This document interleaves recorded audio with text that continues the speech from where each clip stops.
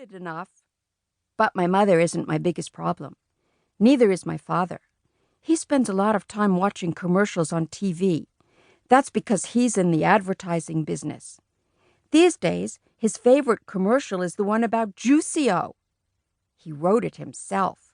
And the president of the Juicio company liked it so much, he sent my father a whole crate of Juicio for our family to drink. It tastes like a combination of oranges, pineapples, grapefruits, pears, and bananas. And if you want to know the truth, I'm getting pretty sick of drinking it. But Juicio isn't my biggest problem either. My biggest problem is my brother, Farley Drexel Hatcher. He's 2.5 years old. Everybody calls him Fudge. I feel sorry for him if he's going to grow up with a name like Fudge, but I don't say a word. It's none of my business. Fudge is always in my way. He messes up everything he sees, and when he gets mad, he throws himself flat on the floor and he screams, and he kicks, and he bangs his fists. The only time I really like him is when he's sleeping. He sucks 4 fingers on his left hand and makes a slurping noise. When Fudge saw Dribble, he said, "Ooh, see?" And I said, "That's my turtle. Get it? Mine. You don't touch him." Fudge said, "No touch." Then he laughed like crazy. Chapter 2. Mr. and Mrs. Juicio. One night my father came home from the office all excited. He told us Mr. and Mrs. Yarby were coming to New York. He's the president of the Juicio company. He lives in Chicago.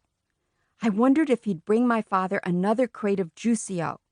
If he did, I'd probably be drinking it for the rest of my life. Just thinking about it was enough to make my stomach hurt. My father said he invited Mr. and Mrs. Yarby to stay with us.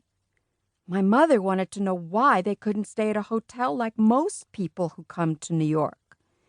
My father said they could, but he didn't want them to. He thought they'd be more comfortable staying with us. My mother said that was about the silliest thing she'd ever heard. But she fixed up Fudge's bedroom for our guests. She put fancy sheets and a brand new blanket on the hide-a-bed. That's a sofa that opens up into a bed at night. It's in Fudge's room because that used to be our den. Before he was born, we watched TV in there. And lots of times Grandma slept over on the hide-a-bed. Now we watch TV right in the living room, and Grandma doesn't sleep over very often. My mother moved Fudge's crib into my room. He's going to get a regular bed when he's 3, my mother says. There are a lot of reasons I don't like to sleep in the same room as Fudge. I found that out 2 months ago when my bedroom was being painted. I had to sleep in Fudge's room for 3 nights because the paint smell made me cough. For one thing, he talks in his sleep. And if a person didn't know better, a person could get scared. Another thing is that slurping noise he makes. It's true that I like to hear it when I'm awake, but when I'm trying to fall asleep, I like things very quiet. When I complained about having to sleep with Fudge, my mother said, "It's just for 2 nights, Peter." "I'll sleep in the living room," I suggested, "on the sofa, or even a chair." "No," my mother said, "you will sleep in your bedroom, in your own bed."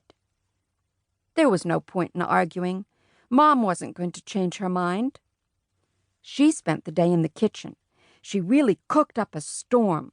She used so many pots and pans, Fudge didn't have any left to bang together. And that's one of his favorite pastimes, banging pots and pans together. A person can get an awful headache listening to that racket.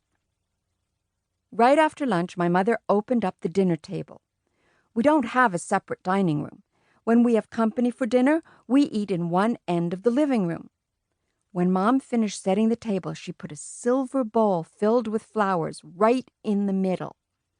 I said, "Hey, Mom, it looks like you're expecting the president or something." "Very funny, Peter."